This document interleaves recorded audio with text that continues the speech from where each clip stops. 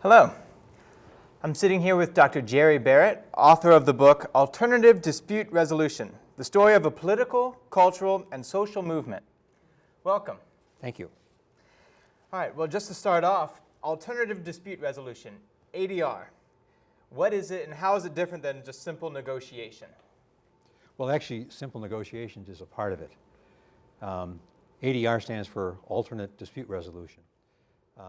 Alternate to going to court, going to war, fighting, pushing, shoving, all those kind of things. The basic core of it is negotiations, mediation, and arbitration. But that's expanded into a lot of other functions that are related to those. But that's what it's about, dispute resolution. Okay. And what's the difference between the three types of, you mentioned negotiation, mediation, and arbitration. What's the difference between those three? Okay. Negotiations is just two people or two groups trying to work out some problem, talking over an issue, a conflict, and trying to work towards some resolution.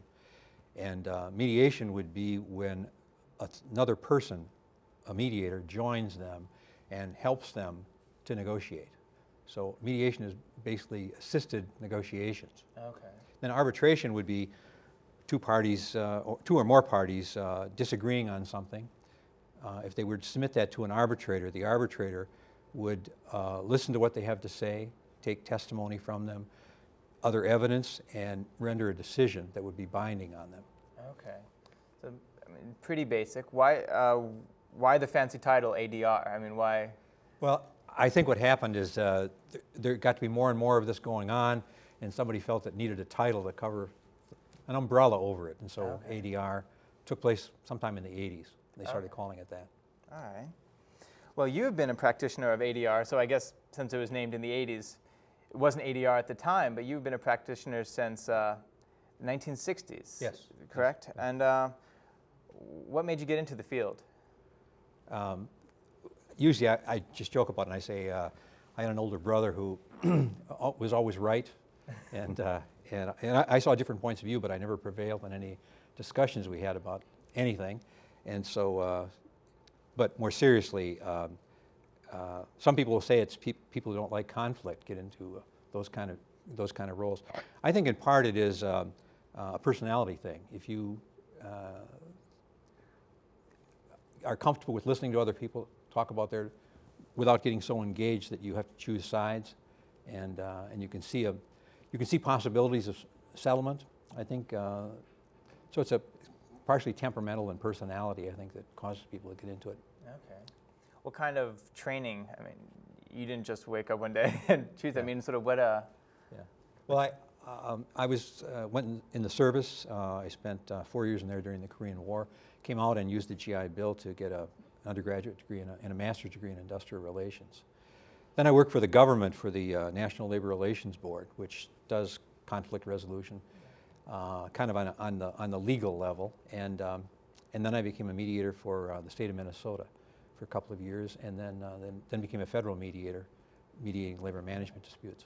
Now, did you know about that kind of position as mediator? I mean, how did you go from working in labor to taking that specific task? Well, I have two older brothers who were labor officials, and so was my dad, and so I had heard about it. I had heard about it. Yeah. Okay. And you sort of answered this already, but sort of the background that you were coming from, family was, you mentioned your brother was always right, but. Yeah. Well, I had quite opinionated family members, and so, and I frequently just saw another point of view, or, that argument, there's counters to that, and so I don't mean I was in disagreement with them all the time. I just meant that that wasn't always necessarily the whole story, and so, and then as I say, personality, I think it lends itself to that track, I think, rather than being an advocate. Okay, well, 40 some years in the field, and you came out just recently, and you have to remind me when exactly this came out, but you just published this book within the past year, correct? Yeah, last fall, September. Fall. And what made you decide to sit down and write this? Well, it turns out there wasn't any book like that. The publisher informed me of that before they signed the contract with me. I had actually proposed another book to them just on labor management mediation, and they felt there wasn't enough interest in that anymore. And so they said, could you write more broadly than like about ADR? And so I made a proposal on that, and they accepted it. Okay. And they did some research to find out that there were no other books on it. There's a lot of books written on all three of those, negotiations, mediation, and arbitration, but they're mostly how-to books, you know, explaining how you go about doing it and not looking at it historically. Okay, so who did you have in mind when you were writing this? I was thinking of, well, you know, where you can sell it, for one thing. Universities, for instance, there's a lot of programs now training people in ADR, law schools as well. But my primary person was the people who are doing the work like I have done, you know, the practitioner who does ADR, and then students who are just getting into it, and then more generally probably the public. I think that it's really helpful to realize when you're getting into any work that somebody's done it before you, and begin to get a better perspective on the work you're entering into. Okay. Now you mentioned that you were first going to write this just specifically about labor, but they asked you to sort of make it a more broader interest. And but you've always had an interest in history. I mean, why your particular interest in ADR history? I mean, what's... Well, I'd actually done some work in it before that on the labor part of it. And I've written a number of articles on that. In fact, in this book, I think I have, in the bibliography, I have 15 things that I wrote in it. Okay. And so I had that background in it. And that's why I was trying to really pull it together just on the labor part of it. But it wouldn't sell, so I moved on. Okay. Were there, you said you'd done research before, but were there things that you learned specifically in the writing of this? Oh yeah, a lot. That actually was the most fun part of it, I think, is just seeing how many other things you could find out looking back at history that involve peaceful dispute resolution. You know, in a way, the history of the world, the history of the United States is sort of marked by wars, and they're the things that get the big attention. But, and so one of the things that I talked about was, in the book, is unsung heroes. Those people who aren't honored by being on horseback in a Washington, D.C. traffic circle. You know, those are all warriors. And these other people, these unsung heroes, who, you know, took a different track, took a different point of view about the need for violence and war to figure out better ways of resolving conflicts. So I identify them as the unsung heroes. But I guess the other thing that surprised me about it was just how many, going back into the BC area, you know, before Christ, there was an enormous number of examples of negotiations and even arbitration. We think of arbitration as being a very sophisticated, up-to-date thing, but it went on back there. The Greeks did it, for instance. You know, Aristotle talked about it, endorsed it, in fact. Okay. So. One of the things that one of my favorite notes, and this is sort of still historically, but this is after Christ, but was the idea in medieval times of challenges as being sort of a way to resolve things rather than all-out warfare. And the idea that I think one of the ones that you mentioned in your book is someone holding a hot rod, a hot like metal rod or something, and then or an iron, and then if their hand healed well, they won the dispute, and if their hand got infected or whatever, they lost the dispute and perhaps their hand. Yeah. And it's just interesting how ideas of peaceful resolution have changed a bit. Yes. No, that really is true. And I think that example is kind of harsh when you think about it in terms of what would that prove, you know. But I suspect, because our view of that evolves over time, you know, how do you resolve these things, that I think we'll reach a point someday where somebody looking back at maybe a television program where there's a trial, you know, and some aggressive lawyer is cross-examining someone who is now in tears and who is less educated than anyone in the room, and we'll look at that as being pretty harsh as well and wonder whether, does that get to justice or fairness or conflict resolution? Okay. And is there a tendency, you mentioned this just briefly about the the soldiers on horseback that you see, constantly honored around even Washington, D.C. Mm-hmm. I mean, is there a tendency in our culture to think of direct action and conflict first over negotiation? I mean, is there a lack of acknowledgement for people who have put talking first rather than... Yeah, I really think so. I think that's very true. We're, aggressive problem solvers. We go directly to trying to fix it. And a lot of times what that means is pushing and shoving, And in some ways, the adults behave a lot like kids on the playgrounds, you see a problem, you want the ball, push the other person, grab it. I think there's a lot of that in the way in which adults behave as well.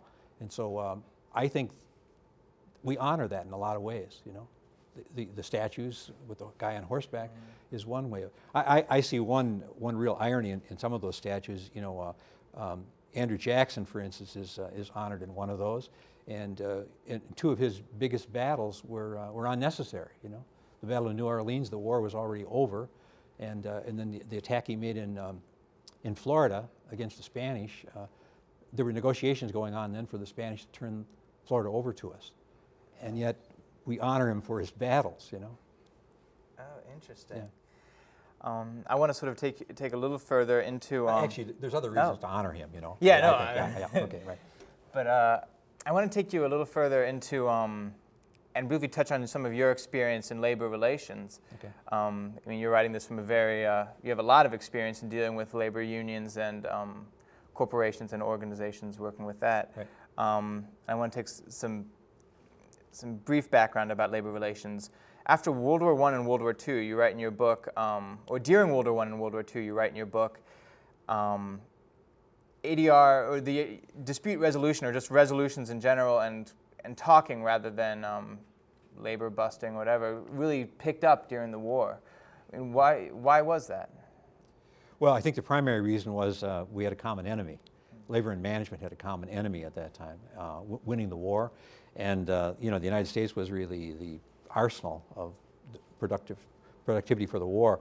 And so I think in the First World War, which was much shorter, and unions were not really well organized then, but the government actually insisted on labor agreements being made so there wouldn't be any disruption in the production. And so unions grew tremendously during the First World War. In 1900, there was 1 million members, and by the end of the war, it was 5 million. So it grew tremendously. What happened right after that, though, is there was a recession, obviously, converting to peacetime, and the corporations used that to denigrate contracts and refuse to negotiate further. And so all during the 20s, the labor movement, there were very few labor agreements, and the size of the labor movement declined significantly. And then in World War II, there was already a fairly good-sized labor movement by the beginning of the war as a result of legislation in 1935. And so what the government really tried to do there is just to avoid any kind of work stoppages. And in that, they supported negotiations that were even-handed, facilitated by mediation and other government agencies. And then following the war, the same thing didn't happen as happened after the First World War, because the labor movement was much stronger. And there was change in the legislation covering unions, but the parties pretty much worked out practices and behaviors that dealt with them fairly even-handedly, because they were both about of equal strength. And that arrangement pretty much lasted until the 80s. Okay. I'm going to ask you about that. In general, is physical conflict or is direct conflict, is it an opposite or is it an antithesis of ADR, or is there some connection there? That's a good question. I think it's actually both. You always think it's a failure where you see people going to war or punching it out. But a good way of illustrating this is to think about the late 60s. The civil rights movement was just really getting started then. The anti-war movement against the Vietnam conflict, those two things were just getting started then. Well, they were so weak that no one would negotiate with them. with either side. And so that's that period, particularly in 1968 and 69, there was a lot of violence. There were campuses that were taken over by students protesting the war or civil rights, and there were some cities shut down. We were living in Milwaukee at the time, and it was shut down on 2 different occasions where for 3 days not much happened, you know. So the way I see that is negotiations did take place after that. And it's more like, I would characterize it as sort of getting the big guys' attention, you know. Why would they bother with you unless you have their attention, you know? And so that kind of violence, that kind of nuisance value kind of elevates the strength of the weaker side, and then there's the possibility of that kind of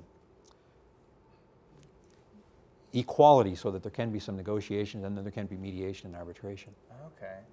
So sometimes it might even be necessary for conflict in order to get people to come to the table for negotiation. Yes.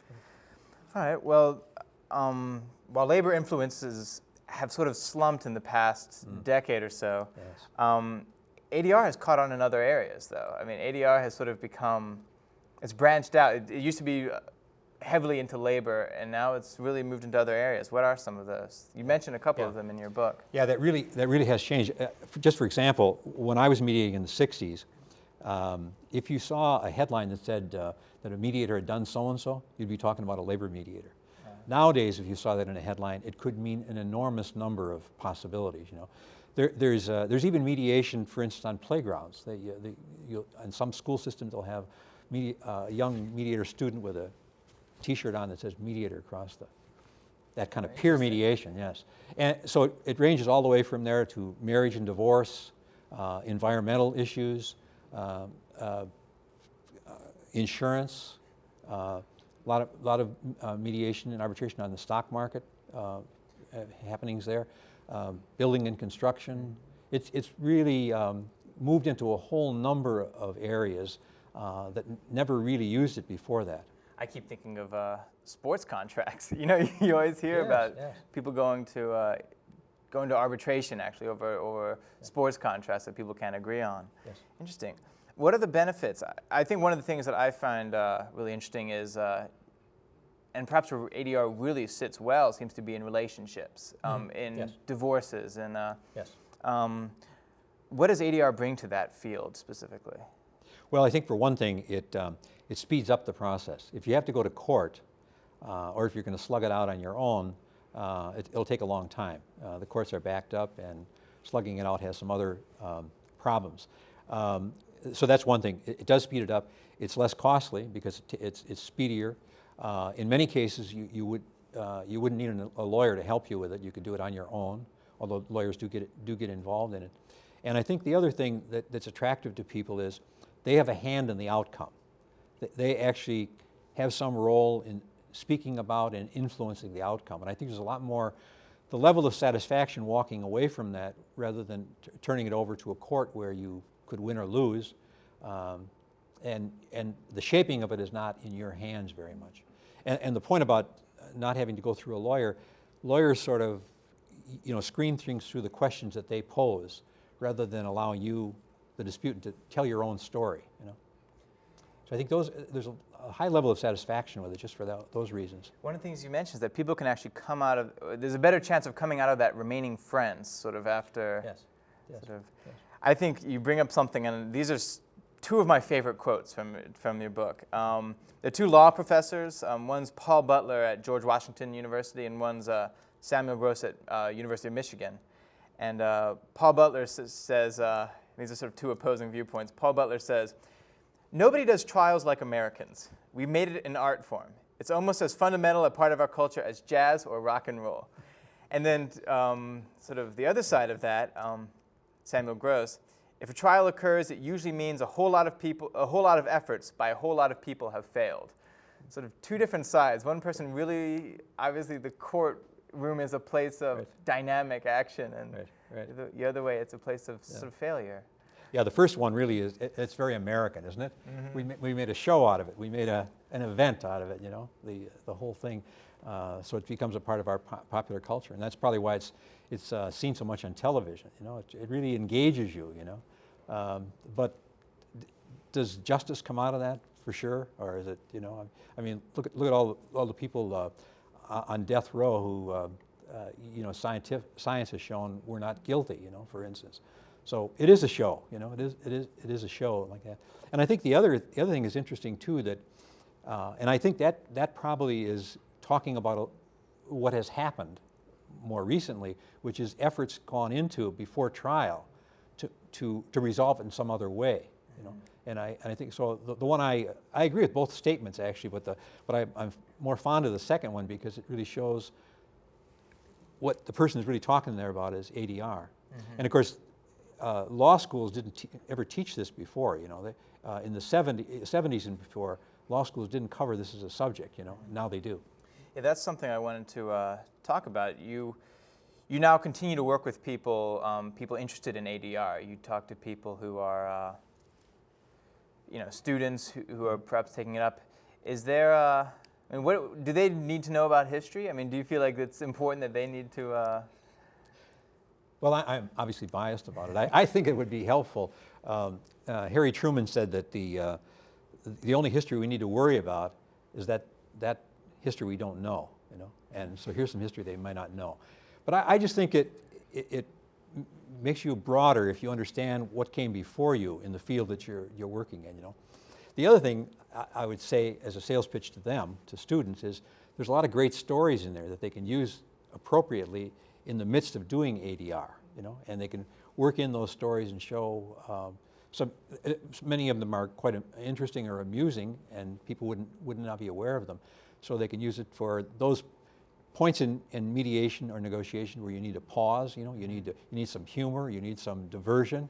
So there's a bunch of them in there. You sort of mentioned that in your work with other mediators, people tend to develop a crutch, as you've termed it, right, where they will. You mentioned one person who had essentially an imaginary person who he would anytime a question came up, he said, well, this person might do this or this. And other people tell jokes. Your crutch has been history, you know, these stories you mentioned. Yeah, it worked. I mean, you do need something like that, you know. I knew one mediator who was a magician, and he could make cards stick on the ceiling, you know, and flip coins around and do all kinds of things like that. I think partially what it is you need to become somebody to them, you know.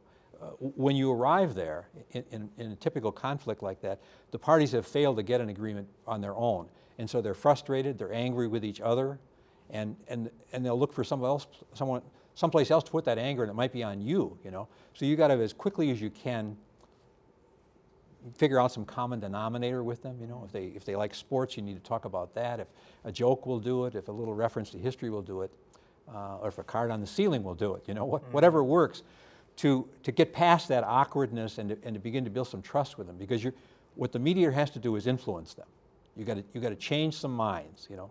You got to move it from that impasse that they're in to some place where they will reach out, shake hands across the table, and have an agreement, and walk away both happy or both equally unhappy. Has there ever been a time that it just hasn't been possible to do that? Yes.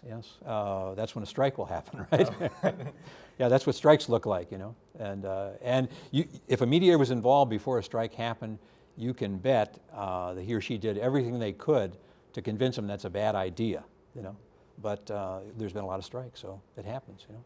I don't know if you're willing to tell us, how many times have you had to admit, I can't do anything, you know, it's going to go to a strike, I can't. Well, I wouldn't admit it to the parties. I would admit it to myself probably on the ride home, you know.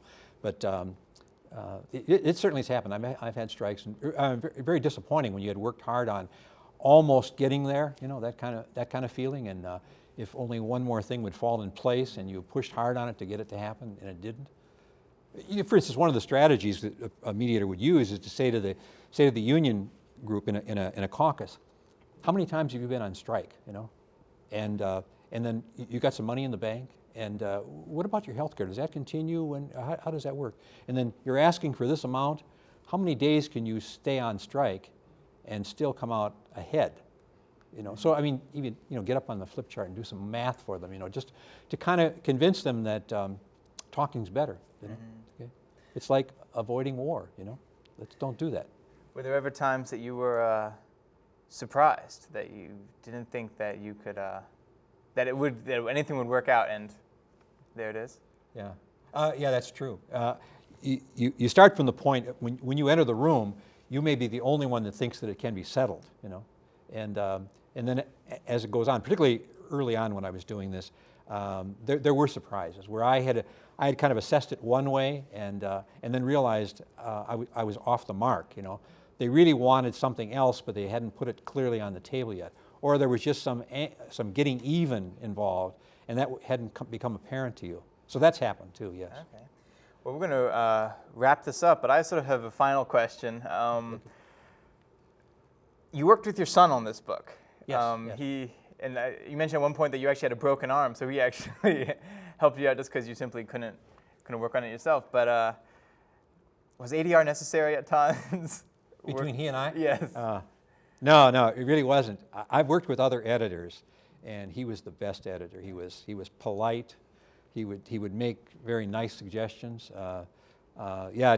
He's a good editor, but he's also a nice one. So, no, it was actually a lot of fun to work with him. Really, it was like an amateur writer myself working with somebody who was really a pro.